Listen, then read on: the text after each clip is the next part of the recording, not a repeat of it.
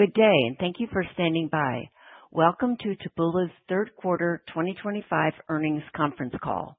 At this time, all participants are in a listen-only mode. After the speaker's presentation, there'll be a question-and-answer session. To ask a question during the session, you'll need to press star 11 on your telephone.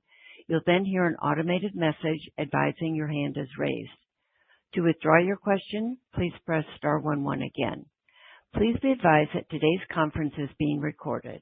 I would now like to hand the conference over to your first speaker today, Jessica Caracas, Head of Investor Relations. Thank you and good morning, everyone, and welcome to Taboola's third quarter 2025 earnings conference call. I'm here with Adam Singolda, Taboola's founder and CEO, and Steve Walker, Taboola's CFO. The company issued earnings materials today before the market, and they are available in the investor section of Taboola's website. Now I'll quickly cover the safe harbor. Certain statements today, including our expectations for future periods, are forward-looking statements. They are not facts and are subject to material risks and uncertainties described in our SEC filings. These statements are based on currently available information, and we undertake no duty to update them except as required by law. Today's discussion is also subject to the forward-looking statement limitations in the earnings press release. Future events could differ materially and adversely from those anticipated. During this call, we will use terms defined in the earnings release and refer to non-GAAP financial measures. For definitions and reconciliations to GAAP, please refer to the non-GAAP tables in the earnings release posted on our website. With that, I'll turn the call over to Adam. Thanks, Jessica. Good morning, everyone, and thank you all for joining us today. We're pleased to report another strong quarter, our third consecutive quarter in 2025, exceeding the high end of our guidance.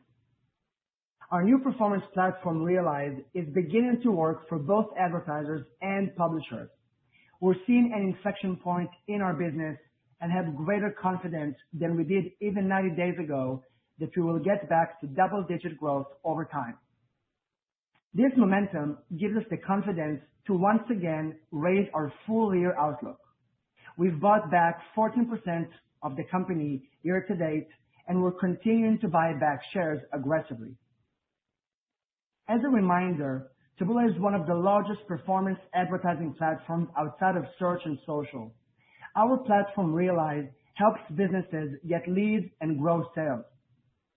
It operates similar to Google Ads or Meta Ads, offering a simple-to-use platform powered by AI.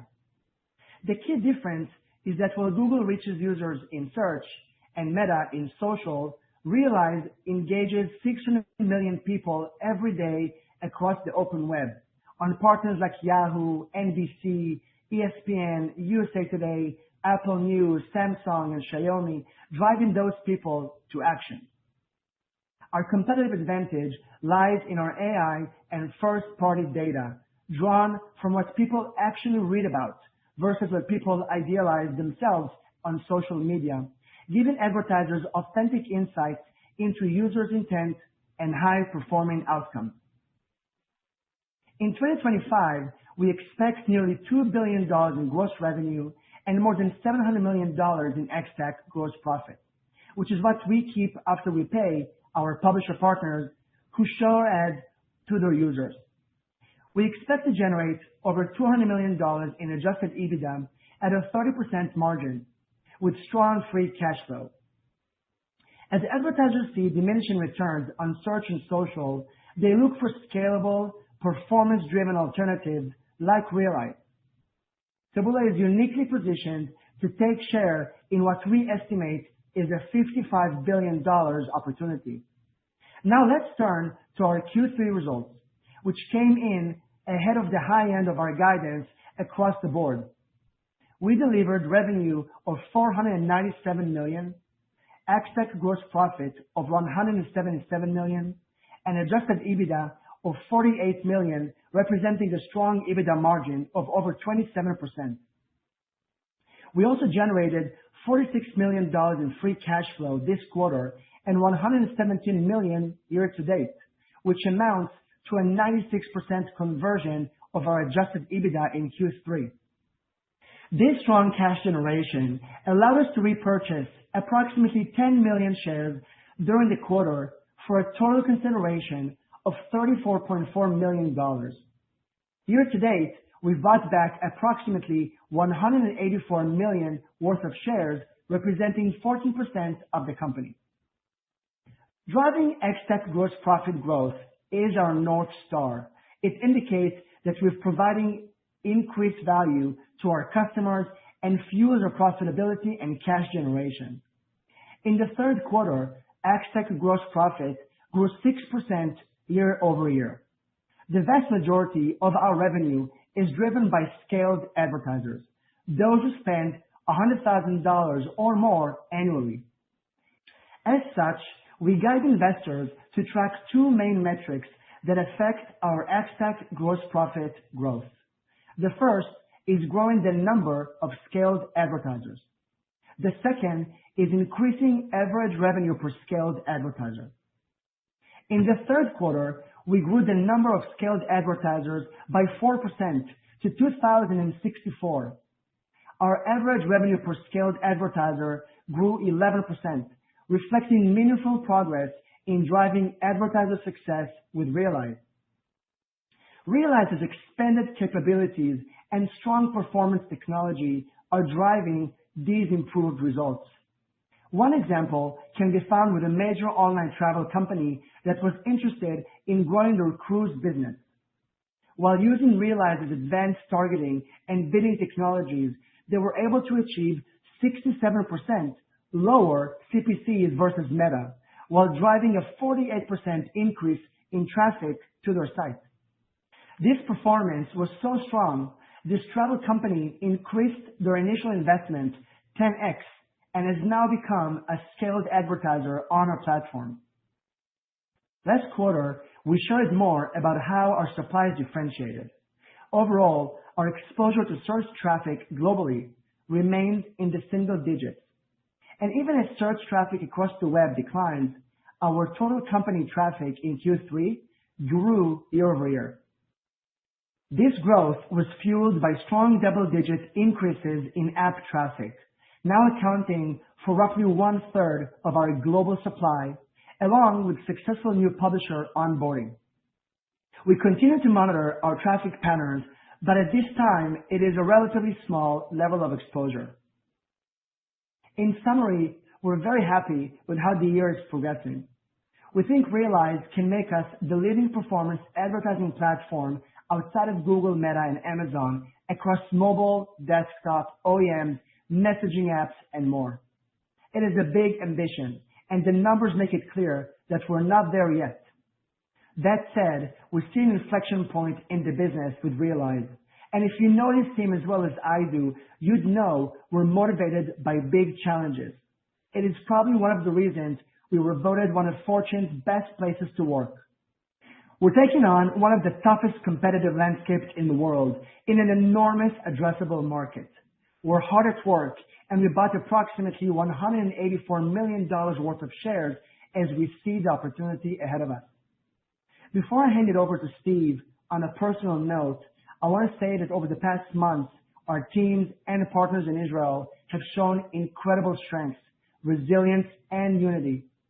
Seeing things begin to come and people returning home safely fills me with gratitude and hope. With that, I'll hand it over to Steve. Thanks, Adam, and good morning, everyone. As Adam mentioned, we've had a strong year so far. In the third quarter, we continued that momentum, delivering results that exceeded the high end of our guidance across all metrics.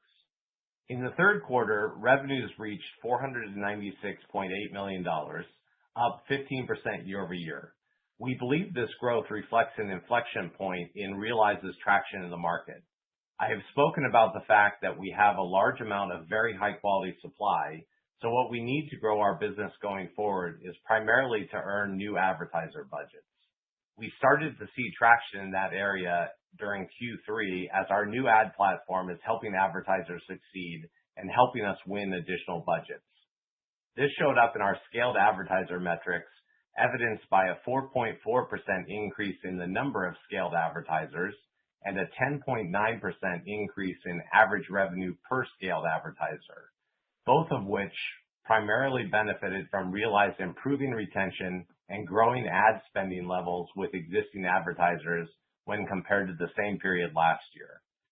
As I have said in prior quarters, we are particularly pleased to see the number of scaled advertisers growing, as they tend to be the fuel for future growth.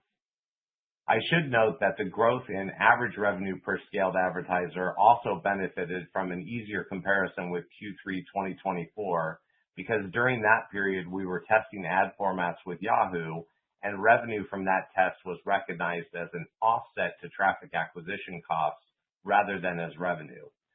Normalizing for that one-time test, growth in this metric was more in the mid to high single digits range, and taken together with our growth in scaled advertisers, positively contributed to our revenue and ex-TAC performance. Ex-TAC gross profit for the third quarter came in at $176.8 million, up 6.3% year over year, including a 55 basis point tailwind from foreign exchange rates. Ex-TAC gross profit growth was primarily driven by strong growth in advertising spend, thanks to the success we are seeing with Realize, and includes strong performance from Taboola News and bidded supply. Ex-TAC gross profit margins were down year over year, primarily due to the one-time testing we were doing with Yahoo last year. Notwithstanding, overall ex-TAC gross profit dollars grew year over year, and as I have said previously, I focus more on growth of ex-TAC gross profit dollars rather than the margin percentage. Gross profit for the quarter was $139 million, primarily benefiting from strong ex-TAC gross profit growth. As mentioned in prior quarters, gross profit also benefited from reductions in our other costs of revenues, driven by lower server and network infrastructure costs, some of which came from a reduction in depreciation expenses related to our servers due to a reassessment of their useful lives. Our net income was $5.2 million, with non-GAAP net income coming in at $34.3 million. Adjusted EBITDA for the quarter was $48.2 million, reflecting an adjusted EBITDA margin of 27.3%. We continue to focus on cost discipline across the business, while strategically investing in areas that support growth. This quarter, we had a $2 million headwind for foreign exchange rates versus Q3 2024, $3 million higher operating expenses, partially offset by approximately $1 million in ex-TAC tailwinds. The impact on operating expenses was primarily from the Israeli shekel, where we have a large employee and expense base. Without this headwind, our adjusted EBITDA margin would have been roughly the same as Q3 2024. We also had higher than planned hosting costs related to certain growth initiatives, and we decided this quarter to further increase our marketing spend for Realize based on the traction we are seeing.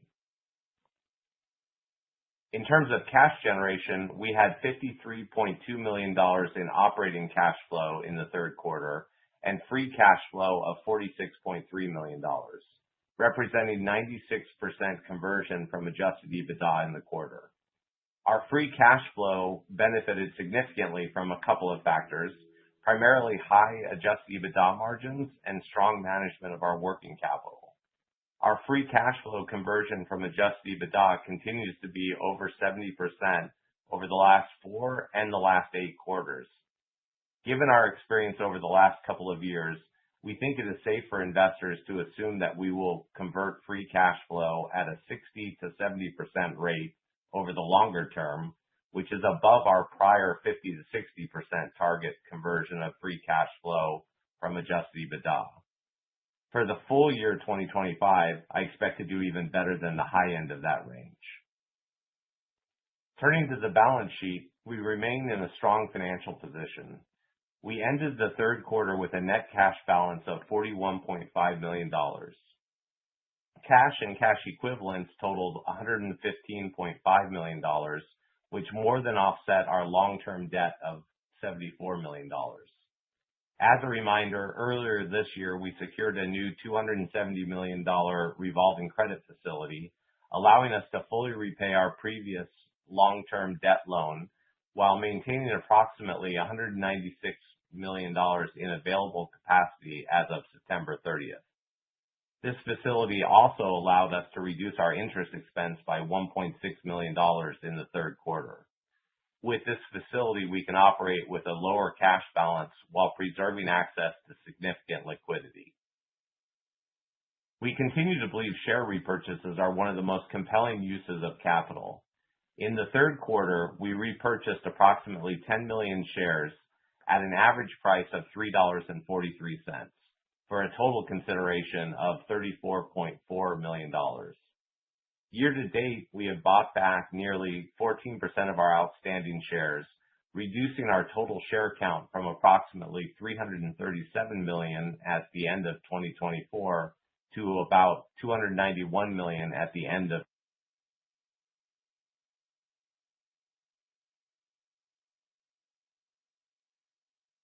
Q3 2025.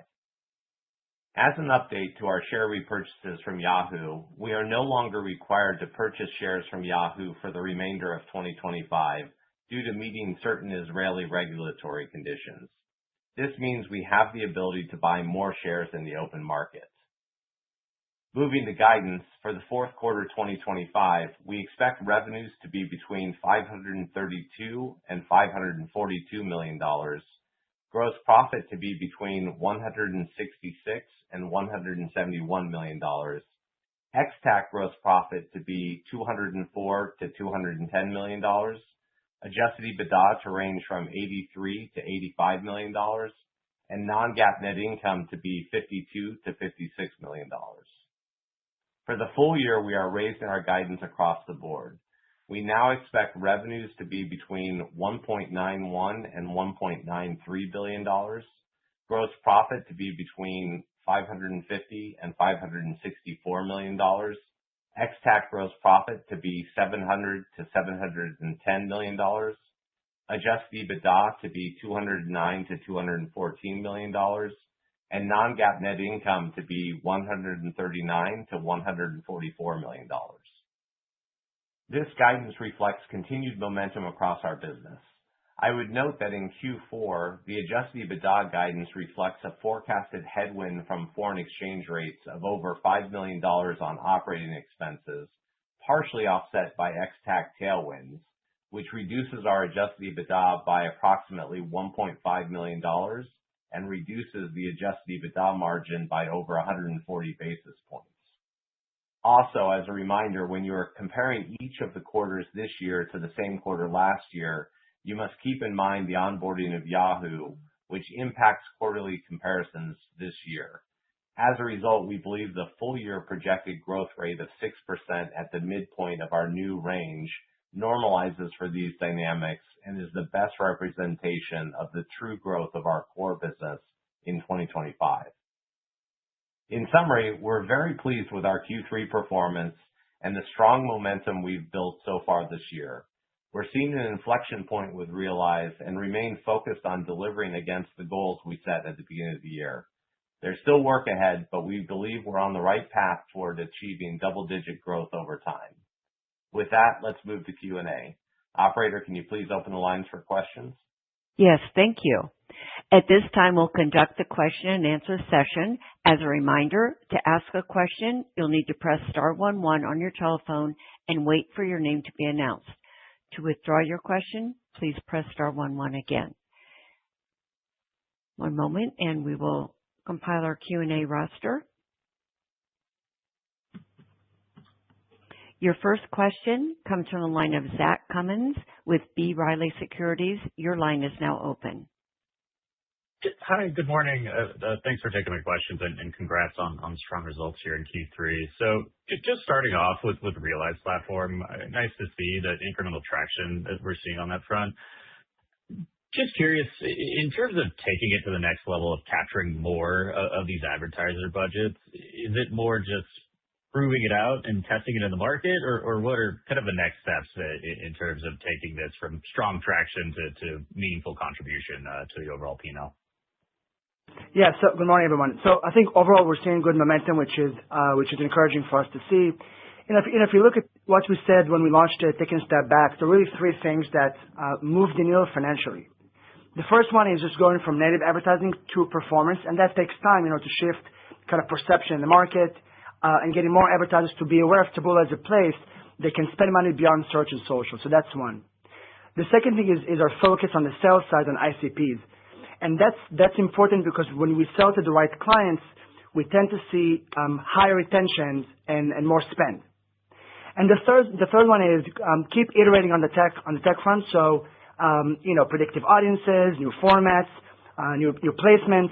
So those three things, keep iterating on those. We believe will make a positive impact. Understood. And my one follow-up question is just building on Realize. Interesting partnership that you announced with Paramount. So can you talk about the performance multiplier product and how maybe Taboola could have more of a presence in CTV over time? Yeah. So let me just say about it. It's financially small as of now, but very exciting. So what we've announced, which is essentially a demand generation opportunity for Taboola through Realize, we're tracking essentially the industry overall going more and more into outcome and measurement and performance driven market. And even in television, which is about $100 billion market in the US, we're seeing these dynamics. Advertisers are expecting to not only enjoy the benefit of a large screen when they get consumers exposed to ads, but also track and be able to drive conversions through that campaign. We're seeing this with Amazon, obviously, telling advertisers if you buy Prime, we can show ads also on Amazon.com and show you that someone ended up buying the product. It's a very powerful pitch to advertisers. So what we've announced with Paramount, which is a great partner of ours on the CBSI front for a very long time, and now on the CTV front, is to bring that the combined power of TV and performance advertising into one home, if you will. So if you're buying an ad and that ad is shown on Yellowstone as an example, and you see that ad in your living room, you as a consumer and people like you maybe through a matching integration with Paramount, maybe seeing relevant ads on the open web through Realize. And the point here is that we're able to expand the audience. So even if one person saw an ad on TV, we're able to show maybe 10 other people ads that are relevant to the same advertiser, and then report back, and this is the exciting part, reports back to the advertiser how many clicks have occurred, impressions, conversions, price per acquisition. So this is, you're buying TV and you feel like you're buying Meta. I'm excited about it, and I hope we'll continue to see traction, but it's like a retail media for TV, if you will. It's still early days. Understood. Well, thanks for taking my questions, and best of luck with the rest of the quarter. Thank you. Thanks, Zach. Thank you. Your next question comes to the line of Laura Martin with Needham. Your line is now open.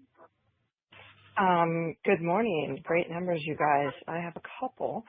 Can you talk about what's going on with traffic? And if you're not seeing any degradation in traffic, I'm very interested in the quality because these LLMs are searching sort of anywhere between 8 and 8,000 pages per query to get an answer. So my first question is on traffic, both volume and quality. Is human traffic declining even if total traffic to your site is not?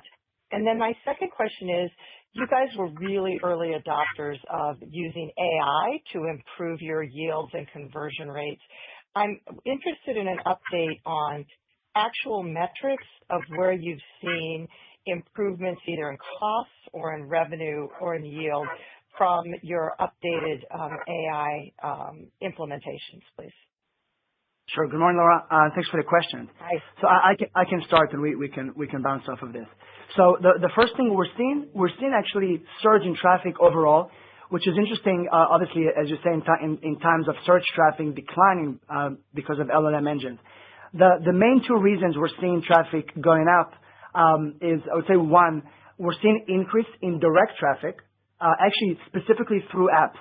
So, many of our partners have a very strong brand name. So if you think about, the ESPNs of the world, the CNBCs, Yahoo, and OEM, partners such as Apple and Samsung and others, many of them have a very strong brand and recognizable with consumers. And while search traffic is going down, we're seeing their app direct traffic going up. And that affects our overall traffic mix. So that's something that's really helpful. And the second thing is we're doing a good job onboarding new partners. So think of new publishers and new devices through Taboola News. We've seen positive trends of adding new partners. So for those two reasons, overall company-wise, we are seeing growth in traffic. And so that's about that. Human traffic, we're not seeing any material change that I'm aware of. In general, the way we're doing it today, we have this index that actually allows us to constantly make sure that our supply has high quality for advertisers. When we onboard a new partner or as things change, we're able to see if the conversion rate from a certain publisher or the conversion rate from a certain page changed. And if it's within a certain range of what we expect, we call that human and good. And if it's too far down, we actually part ways with that partner. We're not sustaining partners on our network that do not perform to advertisers. So we've been doing this for a long time. And I think advertisers really appreciate that because they know they can always rely on our traffic being high quality. Steve? Yeah, and then in terms of your question about AI and where are we seeing impact from that, so just to take a step back real quickly, we use AI across our business. We've been a deep learning-based business for better than a decade now, and that is what the technology that basically drives how we decide which ads or which pieces of content to show to which users in which particular context at any given time. So that is a key part of our business and has been for a decade. LLM-based AIs, where we've started using obviously more recently as they become more advanced, we use those primarily in two areas of our business. So one is we announced, obviously, Laura, you remember we demoed Abby with you, where we showed a LLM-based assistant for advertisers that helps them to get up and running on our platform, and now over time is even helping them to optimize campaigns and to do more with the platform. So we use it there. And then internally, we're using LLM-based technology a lot more for productivity reasons. So, a great demo I saw the other day was showing our sales team where they can say, hey, I'm about to go into a meeting with Nestle with this person, and a LLM-based tool will actually prep a whole kind of package of information that they should know. What has Nestle been saying about their goals as a business? What does this person do? It's kind of amazing how much information they get going into the meetings that they come in prepped. So we're using it as a productivity tool in that way. In general, what I would say is where we will always see the biggest impact on our business with AI is anything that drives higher yields and higher success rates for our advertisers. And that's true. So when we talk about seeing an inflection with Realize, frankly, a lot of that is coming on the back of, better algo, things like predictive audience is an AI-based prediction tool of where could you get more conversions on our network and what do you have to do to get those. So that's probably impact number one. Abby is definitely having an impact on our advertisers, so we're seeing more success thanks to that.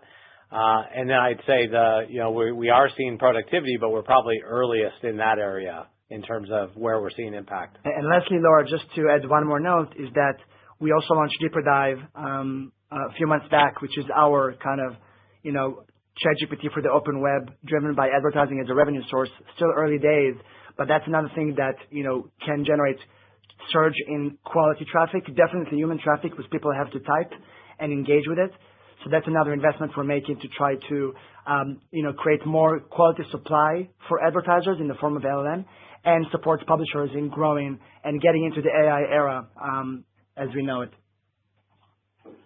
Thank you very much. Thanks, Laura. Thank you. Your next question comes on the line of Jason Helfstein with Oppenheimer. Your line is now open. Hey, thanks. And I was on a few calls, so apologize if this was already covered, but I'm struggling to understand kind of, again, why revenue ex-TAC on a year-over-year basis will decelerate, call it, 7 points, and then why the other costs of goods, the non-TAC COGS is going to be up $5 million sequentially. So can you unpack that? And then I've just got a question about next year. Thanks. Yeah, when you talked about the non-TAC COGS, are you talking about the other cost of revenue? Correct. Yeah. Okay. Yeah. So I guess I'll start with kind of the general discussion of XTAC and where we are with XTAC. So first of all, I think margins were down when you look at XTAC margin, they were down year over year, primarily due to the Yahoo testing last year. So remember last year we had a format testing with Yahoo where it was recognized on a net basis. Basically, it was a TAC offset, and that distorted our margins year over year. So I think if you're talking about a margin in Q3, it was down because of that. If you're looking at XTAC dollars, they were up 6% year over year in Q3, and that's kind of what we focus on more as the dollars. Q4 is going to be down year over year. That's mostly due to two factors. One is the Yahoo onboarding last year basically caused some distortion between quarters, so that's part of it. And then we also had particularly strong demand from Chinese advertisers in Q4 last year that frankly was unusual. And with the tariffs this year, they did drop. We talked about that in Q1, and they have not gotten back to the same rates yet. So those are the primary two factors for Q4. In terms of the other costs of revenue and changes there, so first of all, we've changed the accounting on our servers. That actually has brought down other costs of revenue, but we have also we've changed the way we're accounting for some of our capitalized projects. I believe that's a big part of the remainder of it. Okay, and then just philosophically, I think we were previously thinking next year would grow low single digit. Obviously coming off of this, again, for revenue ex-TAC, with this minus kind of 2% guide for the fourth quarter, is it still fair to assume that you think the company can generate positive growth in revenue ex-TAC for next year? Yes, and I think that generally the way I think about it is, first of all, we're seeing good momentum with the business. I think we're happy with what we're seeing. I think I wouldn't look at quarters when you're thinking about the growth rate. And while we'll give you guidance obviously for 2026 in February, what I would look at now is our full year growth rate for 2025 is a good proxy for, I think, where you can start with thinking about 2026. Okay, that's helpful. Thank you. Thank you. Your next question comes in the line of Mark Zgutowicz with The Benchmark Company. Your line is now open. Thank you. Good morning, guys. Steve, you talked a little bit about marketing spend. I'm just curious if you think about Realize marketing spend returns, what adjustments have you made since launching Realize? Maybe you can talk about what's worked, what hasn't, and perhaps how your sales capacity is there relative to where you'd like it, or if it's where you are comfortable with. And then in terms of margins, if we look at the fourth quarter adjusted EBITDA margin guidance, is that a good proxy for us to think about in terms of 2026, excluding any potential Rev ex-TAC acceleration?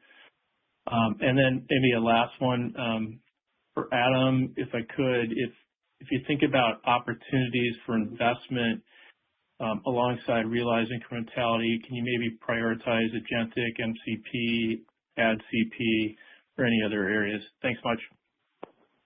Sure. Thanks, Mark.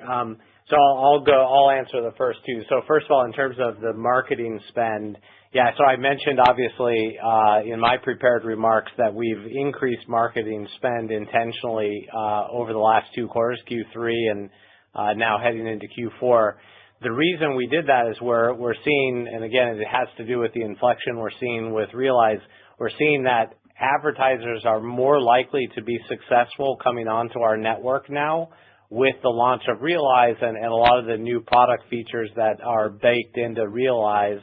They're more likely to be successful. So obviously what that means is if I previously was spending, and I'm making up numbers here, so don't build these into a model, but if I was previously spending $1,000 to get an advertiser onboarded in the U.S. through, in terms of marketing spend, and they were, had a X% likelihood of being successful and then eventually having a certain lifetime value, that X% likelihood of success has gone up, which means, and the lifetime value is still similar, maybe even improved a bit, means I can spend more on marketing, and I can basically still have a good positive ROI on it. So as we've seen that, we've started increasing our marketing spend, which has a smaller effect on the immediate term, but again, brings on more advertisers, which should help us grow faster in the future. So that's kind of what's going on with the marketing spend. In terms of specific areas that we're seeing that, geographically, it's been pretty broadly diverse. So, globally, although we are seeing particular momentum in the U.S. in that regard. And then in terms of the types of advertisers, it's really those, we talked about ICPs, or ideal customer profiles, when we talked about the launch of Realize. It is, it's those verticals. It's finance, it's auto, it's health, it's direct-to-consumer products. It's those verticals that we're seeing the best traction. In terms of your second question about expectations for adjusted EBITDA and kind of what you should think in terms of that going forward, I think so Q4 is a seasonally strong quarter from an adjusted EBITDA margin perspective, so don't look at Q4. But I think what we've said repeatedly in the past, and I think is still true today, we use 30% adjusted EBITDA margins as kind of a guardrail for ourselves to think about how much we should invest in growth versus how much profitability we want. And I think that's a good starting point for how to think about our margins and our OPEX for next year. I can take the AI one. So, Sonny, on the first part of your question, I think all of what we do is investing in AI in terms of driving primarily advertiser success. Realize drives most of our revenue as a company now, and making advertisers successful through Realize will be the main way we will go back to double-digit growth as a company. So then Realize is we're tracking Realize, as you know, with scaled advertisers. How many of them do we have? And then how much they're spending in average. The reason that's important is because if you do a good job making advertisers successful with unique data, a lot of distribution and advanced AI investment, then you should see more scaled advertisers, and you should see them able to spend more, because it means you have higher retention rates. People try you, they churn less, which means they get retained. And then once they're in, they're spending more and more over time. That's what you want to see. And as you saw in my remarks, we're seeing 4% increase in scaled advertisers and 11% growth in average spend. So I think for us, it's laser focus on how do you get return on ad spend as fast as you can for advertisers so they don't churn. And then what technologies such as predictive audiences and other new formats and new supply you can provide them as part of our technology so they can spend more and more over time. And these are the two areas of focus for us. When I think about Taboola and its position in the marketplace, you asked about MCP. I think we're well positioned because the vast majority of our revenue comes from advertisers who buy from us directly. That means that we're able to share more with publishers and keep a very healthy margin for us as a business. And that's not the traditional ad tech usually diagram where you have companies that are doing one side of the marketplace and a lot of money gets lost along the way. So I think for us, it's important to track MCP in this industry, and companies such as Taboola, which is a two-sided marketplace. Publishers who work with us directly. Advertisers who buy from us directly. This is similar to almost a consumer company. Only for us, we don't have our own Instagram. We have reach to consumers through publisher relationship. So I think we're well positioned, and you can see that in our performance. Thanks, guys. Very clear. Appreciate it. Thank you. Your next question comes to the line of James Koppelman with TD Cowen. Your line is now open. Good morning, and thanks for taking the questions. The first one is for Adam, just following up on Laura's question on traffic. You mentioned that app traffic is now 1/3 of supply. Where do you see that trending over time? Do you think that could hit 50% or higher of supply? And do you expect double-digit app traffic increases in the fourth quarter as well? And then I have a follow-up question for Steve. Yeah, I mean, it's encouraging to see that traffic being already a third, almost a third, and because that's a good stable base that is not affected by search as much or at all. And so I think that's already encouraging from my perspective as I look into the future. I think it has a chance of going up faster because, one, it's a much more engaged audience, tends to be. So if you talk to publishers, they'll usually tell you, and we see it, that an app user is a significantly more engaged consumer. They spend more time, they read more, they generate a lot of revenue. So publishers are always motivated to move people into app. And with the risk of LLM, I think I'm betting we'll see more dynamics of publishers trying to get consumers to download the app and using that. So I think that's going to be a positive trend. And two, we're seeing a lot of growth coming from Taboola News and in-app monetization. It's through partners like Apple News is obviously an incredible one, and Samsung, and we spoke earlier this year about Line, which is a messaging app. So I think for us, we have aspiration as a company to keep working wherever consumers spend real time. So that over time, we have aspiration to be on every device, every lock screen, every swipe you may have, provide news if relevant as part of your utility app. So that's something that we invest in as a company, and I think there's a good product market fit with what we can provide, which is content, data, and revenue to what the market wants. So I do suspect this will have a positive trend. And then for Steve, in the third quarter, you were able to keep OpEx expense growth at a moderate level, even as you accelerated growth in the business. What are your thoughts on investments and how we should think about headcount and expense growth over the next couple quarters into 2026 as well, particularly as it relates to operating margin in the business? Yeah, no, good question, James. So I think, generally speaking, the way we've always looked at our business is that we should invest in growth, obviously where we think we have a positive ROI, but limit ourselves by saying that we'd like to always maintain a 30% plus EBITDA margin. So I think that's the way we'll still think about things going forward. And that's the way we'll probably plan 2026 as well. I think in terms of how to think about where do we invest and what are we going to spend our money on, I think it's really Realize is going to be the primary area of investment for us going forward. Obviously, we always have, Adam used to call them speedboat type of initiatives. But we have things like Deeper Dive where we're investing a small amount of money just to see what we can learn and figure out. But the big investment is going to be Realize going forward, just as it has been. But I think you can expect the operating expenses to grow in line with growth and for us to maintain 30% plus type of EBITDA margins. Great. Thanks a lot, guys. Appreciate the color. Sure. Thank you. Your next question comes to the line of Tyler DiMatteo with BTIG. Your line is now open.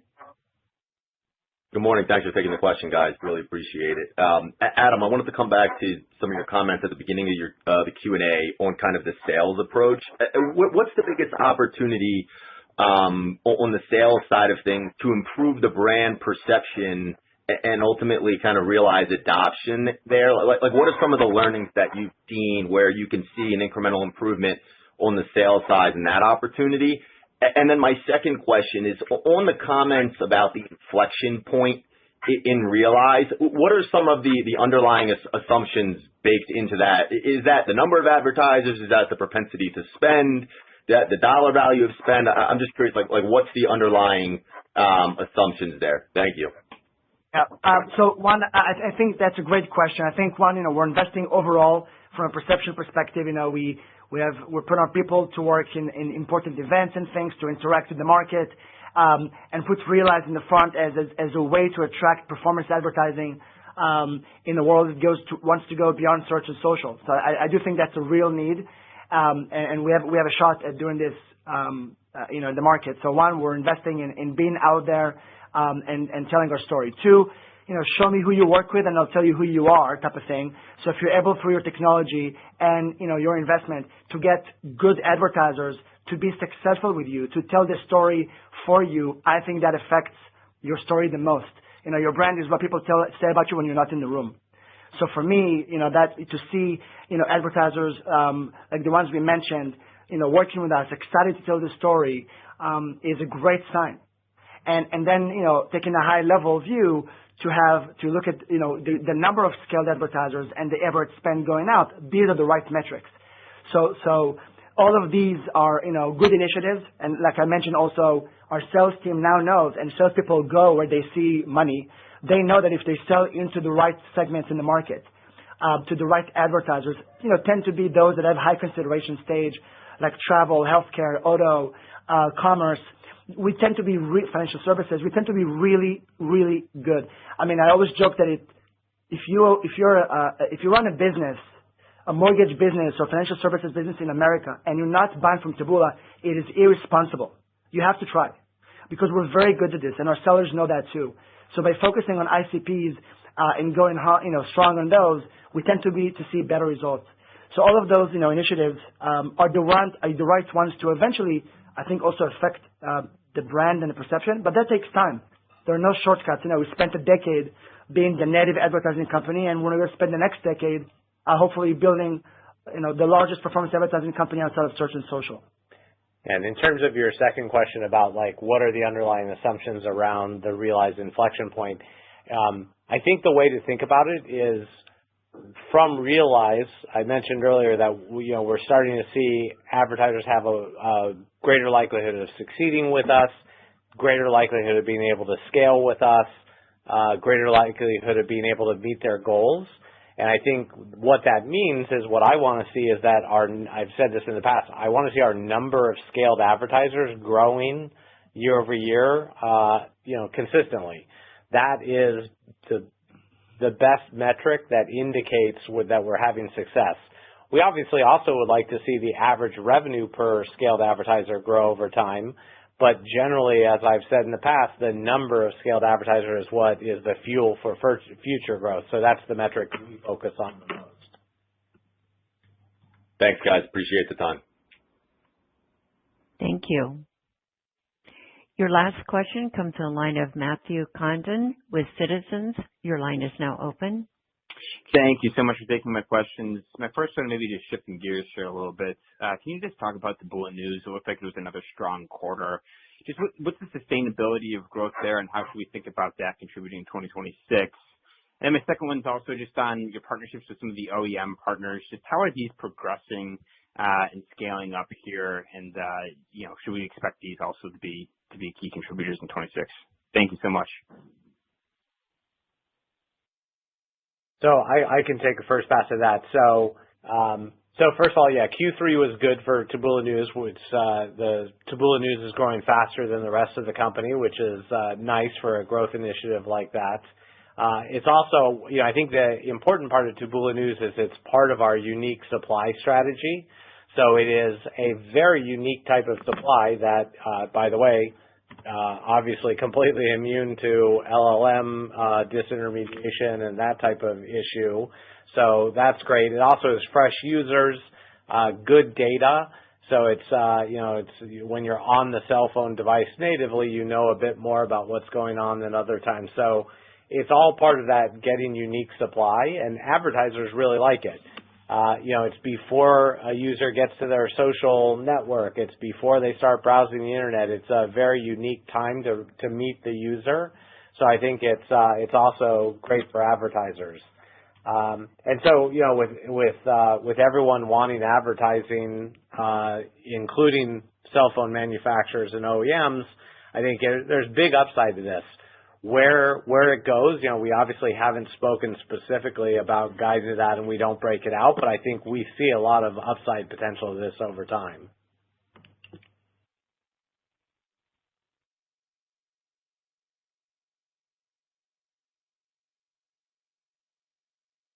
Good. Sorry, operator, are we on still? Yes. I didn't know if there was going to be another question.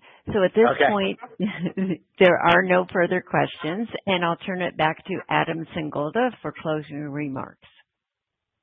Thank you. Thanks, everyone, for being with us this morning. If you take three things from the quarter that matter, number one, we've hit an inflection point with Realize, which is our biggest investment. Customers are giving us good feedback, and our product is driving good results. It shows in our scaled advertiser numbers, 4% increase in the amount of scaled advertisers. That's obviously a good thing. And we're seeing 11% higher average spend.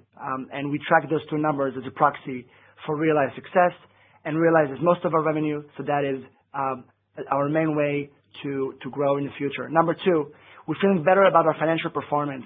We like the direction we're heading, and as such, we bought 14% of the company year to date, and intend to continue to buy aggressively. And number three, I'm proud of the team. We're taking upon ourselves a big challenge. We're hard at work, and I believe we can do this. So I'm looking forward to interacting with many of you over the next few weeks, and thanks for joining us today. Yes, thank you for your participation in today's conference. This does conclude the program, and you may now disconnect.